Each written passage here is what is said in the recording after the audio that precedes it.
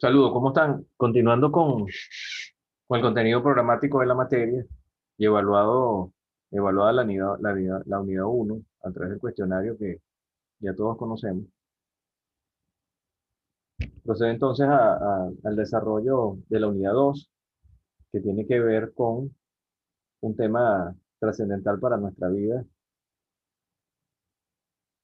en el territorio que habitamos, que es definir lo que es el Estado, eh, conocer el- la etimología de la palabra o del vocablo, es importantísima para poder nosotros entrar de lleno a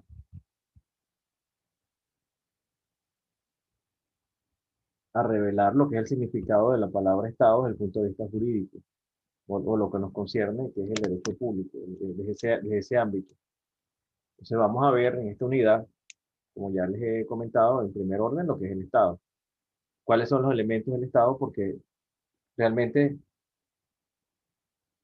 para que nosotros podamos estar en presencia de esa organización política y social que tenga la condición de Estado, es necesario que existan tres elementos concomitantes, es decir, no puede fallar ninguno de los tres, que es la población, el territorio y el poder.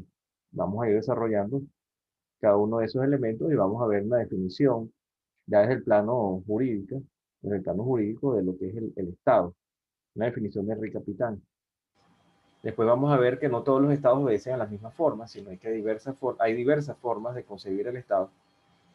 Hay unos estados que son eh, unitarios, hay unos estados que son unitarios descentralizados, y hay otros estados que son compuestos, donde entra lo que es la federación y la confederación.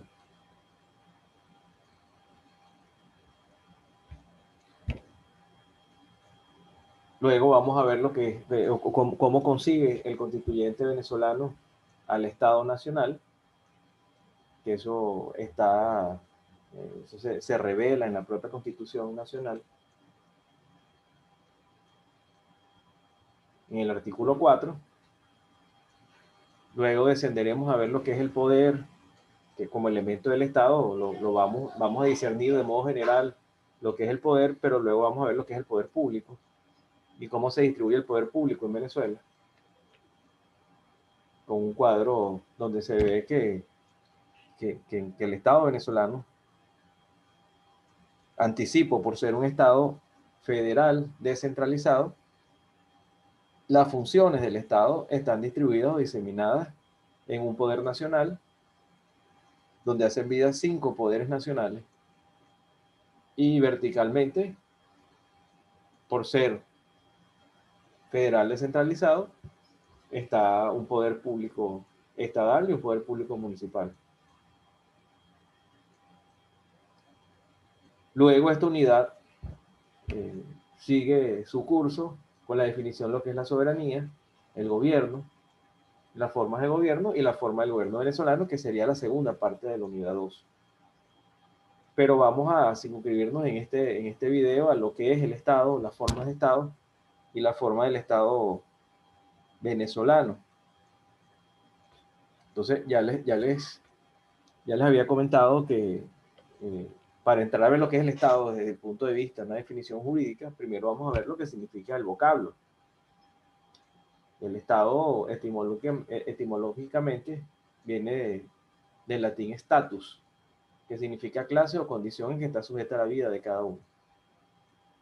Es decir, cuando hablamos de Estado, a modo general se refiere a la clase o condición en la que está sujeta la vida de cada uno o de un bien o un artículo en particular. Si nosotros nos referimos del ámbito social al estatus, nos estamos refiriendo a qué clase o condición social usted pertenece. Si yo le pregunto cuál es su estatus desde el punto de vista social, usted dirá, bueno, soy clase alta, clase media, clase baja. Si nos referimos a cualquier elemento, usted me dirá, bueno, puede estar en su estatus es líquido, gaseoso, sólido. Pero cuando nos referimos ya desde el punto de vista del derecho o a una población y un territorio, nos vamos a definir a la clase o condición que define esa organización política y social. De allí que hay una definición moderna desde el plano político, social y jurídico de Henri Capitán,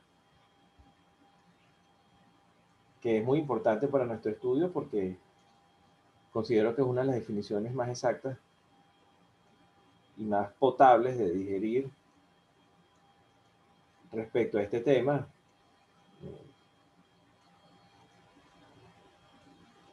Henri Capitán, un jurista francés, destacado profesor de Derecho en Grenoble y en París, señaló que el Estado es un grupo de individuos establecidos sobre un territorio determinado. Grupo de individuos establecidos. Cuando hablamos de grupos de individuos nos estamos refiriendo a una población. Extraemos de allí el primer elemento para estar en presencia de un Estado. Luego dice, establecido sobre un territorio, es decir, un grupo de individuos sobre un espacio físico, delimitado, determinado. De allí se deriva el segundo elemento, que es el territorio. Y luego agrega, y sujetos a la autoridad de un mismo gobierno. O sea, sujetos a un mando. De ahí vemos que en la definición se revelan los tres elementos fundamentales para que exista un Estado, que es la población, el territorio y el mando, la autoridad.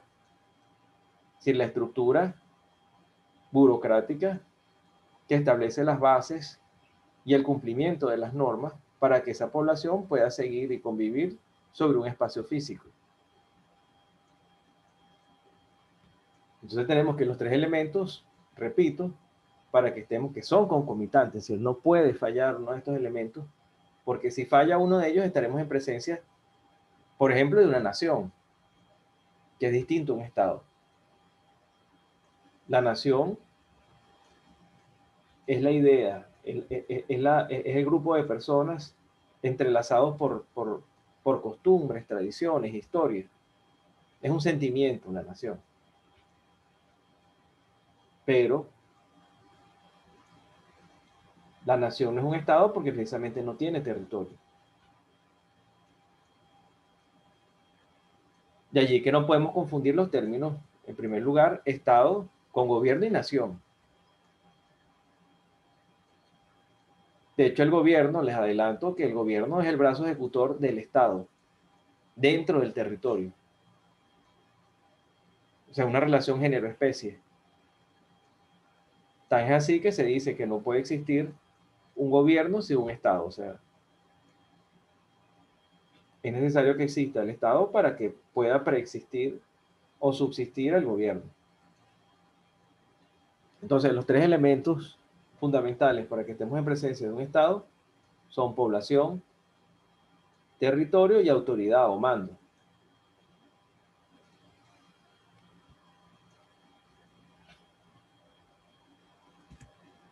¿Qué significa la población? Bueno, supone un ámbito humano, un conjunto de hombres que se organizan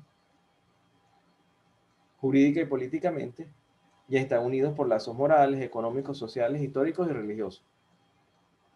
O sea, supone un grupo de individuos que se encuentran allí interrelacionándose por distintos supuestos o elementos, bien sea económicos, porque es una zona donde hay algún tipo de riqueza o recursos, y allí se fue asentando la gente, bien por lazos morales, históricos, porque, bueno, descendientes de, o por motivos religiosos. El territorio, ya nos estamos refiriendo al ámbito espacial, ¿no? Cuando nos referimos al territorio, nos estamos refiriendo al lugar, al sitio donde se asienta ese grupo de individuos. Cuando hablamos de territorio nos referimos también a límites. Realmente el territorio es donde se asienta el Estado, donde se ejerce el poder de mando. Si nos vamos al caso nuestro, en Verbigracia, en Venezuela, el territorio venezolano, según lo dispuesto en el título 2 de la Constitución Nacional, que se refiere al territorio, El territorio venezolano es aquel que le correspondía a la Capitanía General de Venezuela, cuando Venezuela era una colonia española, antes de la Declaración de Independencia de 1810.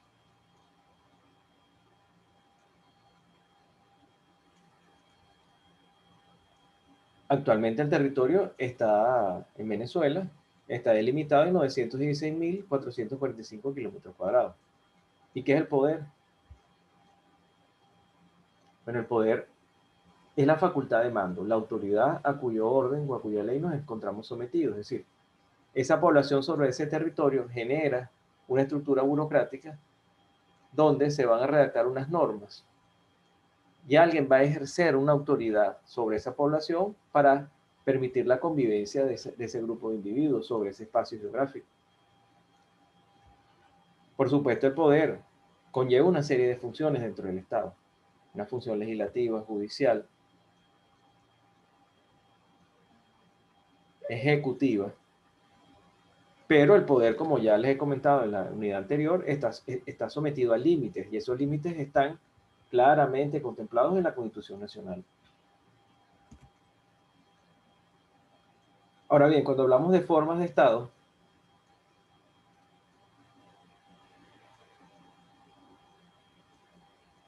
bueno, no todos los estados tienen el mismo modo de gestarse, ¿no? O sea, no todos los estados son iguales. Con ello se busca determinar, cuando hablamos de formas de estado, cuál es la estructura interna del estado. Si este posee un solo centro donde se ejerce el poder, o si en viceversa hay diversas entidades que también tienen facultades y competencias o ejercen funciones dentro de esa organización política. Los estados tienen diversas formas. Esas formas pueden ser estados unitarios y estados compuestos. ¿Qué es el estado unitario? Bueno, es aquel que no posee más que un solo centro de impulsión política y gubernamental.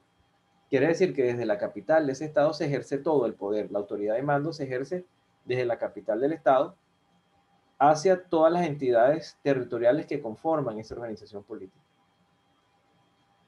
El poder político en la totalidad de sus atribuciones y funciones proviene de un único titular. Se vive bajo una única constitución, una constitución nacional, un solo cuerpo legislativo nacional, y el ejecutivo engloba a todos los gobernantes o los nombra y son regidos por las mismas leyes. Es decir, no se da pie a que en las regiones y en las localidades se elijan autoridades directamente y están limitados en cuanto al ejercicio de funciones frente al poder central. Por lo tanto, se dice que en los estados unitarios priva el centralismo. ¿Qué es centralizar? Bueno, según la Real Academia Española, hay unos términos que vamos aquí a manejar, que es la centralización, la descentralización, la desconcentración, que son conceptos afines al derecho administrativo. ¿Qué significa centralizar? Hacer que varias cosas dependan de un poder central. Varias veces habrán escuchado que, bueno, que todo depende de Caracas, que hay que esperar que Caracas decida. Bueno, eso es un ejemplo de la centralización. O sea, que todo dependa del centro del Estado, de la capital del Estado se decide todo. Las regiones y localidades no tienen posibilidad de, en estos estados unitarios, decidir, actuar, asumir competencias. Sin embargo, existen algunos estados unitarios que se les considera estados unitarios descentralizados. Bueno, que son estados simples, unitarios, o sea, donde poder ser, desde el centro se ejerce todas las funciones del Estado. Si tiene un solo centro de impulsión política, pero se permite excepcionalmente que en ciertas entidades territoriales o que ciertas entidades territoriales ejerzan unas esferas de competencia, o sea, ejercen algunas funciones limitadas, ¿no? A través de órganos de su propia escogencia y no mediante funcionarios nombrados por el Poder Central. Bueno, ejemplos de estados unitarios. Perú, por ejemplo, se divide en 24 regiones, un estado unitario. Chile también en 15 regiones no autónomas, es decir, quiere decir que no tienen competencias de atribución. Todo se decide, todo se ejerce, todo se manda desde la capital de Chile, desde Santiago de Chile. igual Nueva Zelanda. Ahorita hay un movimiento para cambiar esta forma de concebir el Estado chileno, porque está en un proceso eh, de redacción de un nuevo texto constitucional. Fíjense que dentro de los conceptos, en los estados unitarios descentralizados se les reconoce a las fuerzas locales el derecho de administrarse ellas mismas y de elegir sus propias autoridades. Esto es algo excepcional, parece dicotómico, sí, pero lo que priva es la centralización aún, cuando se diga que es un estado unitario descentralizado. Este término que hemos usado, que es autonomía, ¿qué es la autonomía? Bueno, es la posibilidad de yo tomar mis propias decisiones. Implica el reconocimiento o la creación de entidades territoriales que puedan ejercer algunas competencias y funciones frente al poder central. Ahora, la diferencia entre ya sabemos lo que es la centralización. Centralizar significa que todo tenga su incidencia en la capital de ese estado, ¿no? Ahora, ¿qué sería la descentralización? Lo contrario. La descentralización significa que cada vez más el poder central delegue en las entidades regionales y locales o entidades autónomas competencias y atribuciones. No así la desconcentración. La desconcentración significa que se crea un órgano en una localidad que recibe instrucciones del poder central. O sea, eh, no tiene la total independencia para tomar decisiones, simplemente a ese órgano se le delegan algunas competencias, pero está sometido a la autoridad o a la autoridad del poder central. ¿Cuáles son los estados compuestos? Bueno, difieren de los estados unitarios porque son aquellos donde el poder está relacionado a múltiples centros de poder, según Bourdieu.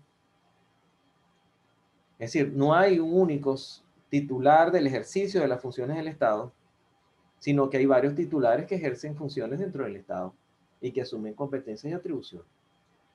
Engloba una pluralidad de estados que subsisten de forma disminuida. Nosotros hablamos de Venezuela.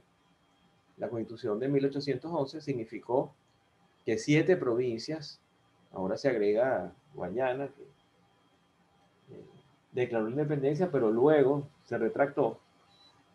Bueno, esas 7 provincias declararon la independencia de la colonia española, pero luego esas 7 provincias deciden ceder parte de su esa autonomía, de la posibilidad de mando, para sumarse y crear un Estado nacional mucho más grande, que es Venezuela. Entonces, engloba una pluralidad de estados que subsisten de forma disminuida. El Estado venezolano, bueno, es un Estado nacional, un sujeto de derecho internacional, pero en lo interno hay entidades autónomas, regionales y locales, que ejercen competencia frente a ese poder central que tiene su sede en Caracas. Quiere decir que en los estados compuestos existe el hecho de que esas entidades que subsisten de forma disminuida liberan parte de su soberanía, parte de su posibilidad de decidir para conformar un superestado para protegerse mutuamente. O sea, se crea ¿por qué los estados compuestos? Bueno, para tener posibilidad de relacionarse con otros estados mucho más grandes, para relacionarse mayor y crear mayor bienestar, ¿no? Ahora, los estados compuestos obedecen a dos modos. Están los estados compuestos confederados y están los estados compuestos federados. Es decir, la confederación y la federación. Son dos modos de concebir el Estado, pero en el marco de un Estado compuesto. ¿Qué significa compuesto? Bueno, una asociación de entidades que deciden conformar un Estado global, un Estado mucho más grande, un Estado nacional. ¿Qué es la confederación? Bueno, es una asociación en la cual los gobernantes de varios estados, autónomos e independientes, abandonan parte de sus competencias internacionales. Es decir, quiere decir que en lo interno sí mantienen autonomía. ¿A quienes delegan esas competencias internacionales? A órganos confederados. Las confederaciones surgen a través de un tratado internacional, es decir, donde esas entidades autónomas deciden asociarse, unirse, pero a través de un documento que se firma y se le da inicio a esa confederación. ¿Cuáles son las características de los estados compuestos confederados? Bueno, en primer lugar, que para que se resuelvan las diatribas y los conflictos que se dan entre esa asociación de estados, estos deben ser decididos por unanimidad de sus miembros. O sea, no pueden ver votos adversos. Las decisiones son por unanimidad. Si son 10 estados o entidades que conforman esa confederación, para tomar una decisión debe ser favorable esa decisión con 10 votos al menos. O sea, tiene que ser unánime. Otra característica es la secesión. O sea, puede ocurrir que un estado asociado a esa confederación decida separarse. A eso se le llama secesión. Eso puede ocurrir y es una característica. Puedes asociarte, pero luego puedes separarte de esa confederación. Se llama secesión. Existe una dieta, que es una dieta no dieta para bajar de peso, sino que una dieta es como un órgano donde se reúnen los embajadores de cada uno de los estados confederados o de las entidades que conforman la confederación. No existe una ley fundamental, una constitución en la confederación, porque lo que le da origen es un tratado internacional. No existen leyes federales, o sea, cada entidad autónoma o independiente que conforma la confederación sigue manteniendo la posibilidad de crear sus propias leyes. Ejemplos de confederaciones. Bueno, hay varios, muchísimos, pero bajo el modo o el concepto teórico que les he dado, está el de la ONU. La Organización de las Naciones Unidas surge como una necesidad del planeta después de la Segunda Guerra Mundial. Bueno, se crea esta forma de asociación entre estados para dirimir conflictos y evitar nuevas guerras y situaciones adversas al planeta. En el plano deportivo se usa mucho el tema de las confederaciones. Si uno revisa el básquet, hay una confederación suramericana de básquet que agrupa a todas las federaciones de básquet. Y un caso emblemático de la pugna entre concebir un Estado federal y un Estado confederado es el hecho de la guerra civil norteamericana. Eh, Estando Abraham Lincoln en el ejercicio del poder, en la rama ejecutiva en Estados Unidos, decide abolir la esclavitud. Por supuesto, en los estados del norte, los estados ricos, industrializados, no tenían ningún tipo de problema al respecto, pero los estados del sur sí, porque los estados del sur, estados agrícolas, con mucha mano de obra negra, procedieron a quejarse, bueno, estaban de acuerdo porque iban a perder iban a perder la fuerza laboral, ¿no? Eso provocó que los estados del sur crearan una confederación.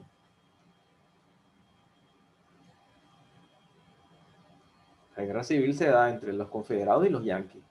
Los yanquis son los estados del norte y los confederados los estados del sur. Bueno, eso provocó una guerra. La guerra civil norteamericana duró 4 años y termina con el triunfo de los estados del norte. Es decir, la sumisión de los estados del sur a la idea de la subsistencia del Estado federal. Los Estados Unidos de Norteamérica nacen como un Estado federal puro. Es la primera constitución donde se toma este tema como de vital importancia para la organización política, no nada más de ellos, sino de otros estados. Y allí se crea la división tripartito clásica de las funciones del Estado entre un poder ejecutivo, legislativo y judicial que sean independientes, que no dependan entre ellos, que es propio de la tesis del Barón de Montesquieu, de la teoría de la separación de las funciones del Estado.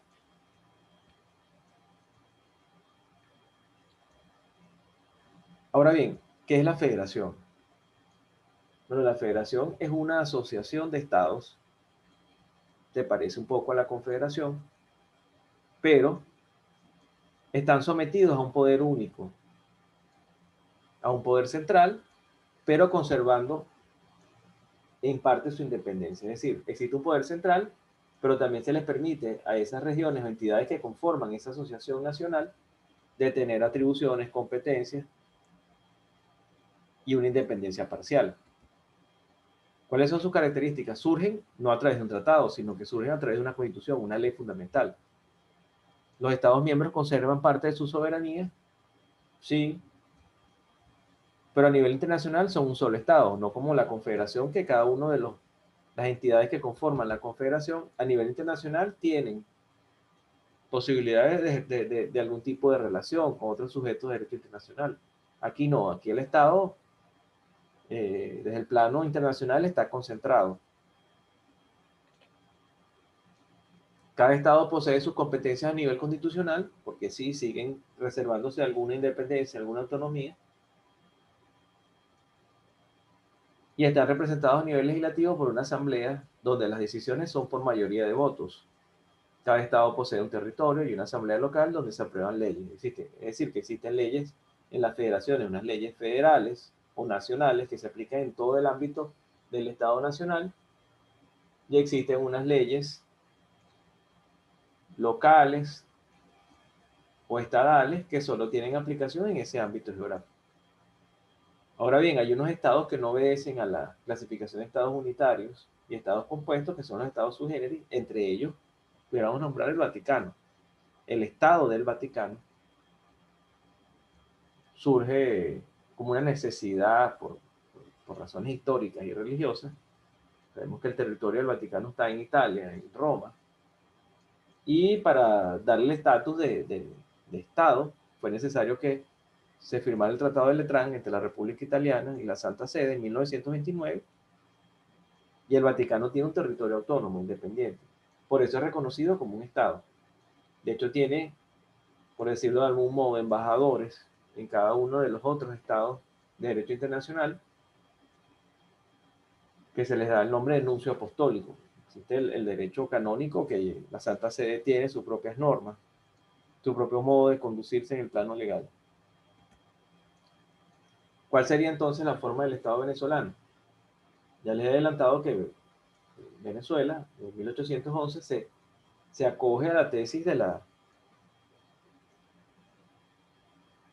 Revolución por la Independencia Norteamericana de concebir un Estado federal, donde sus funciones estén divididas y diseminadas en tres poderes esenciales: ejecutivo, con la creación de un triunvirato en 1811, nuestra primera constitución, un poder legislativo y un poder judicial. Es decir, que constitucionalmente siempre, siempre hemos sido un Estado federal.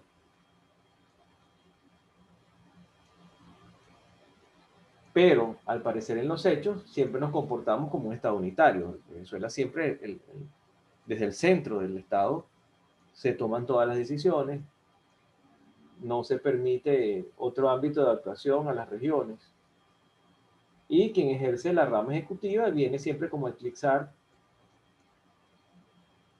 a los gobernantes regionales y locales, impidiéndole el ejercicio de su competencia. Sin embargo, vamos a analizar el artículo 4, por favor busquen su constitución, donde se dice que la República Bolivariana de Venezuela es un Estado federal descentralizado. Ya el constituyente define que somos un Estado federal descentralizado, en los términos consagrados en esta Constitución, y se rige por los principios de integridad territorial, cooperación, solidaridad, concurrencia y corresponsabilidad.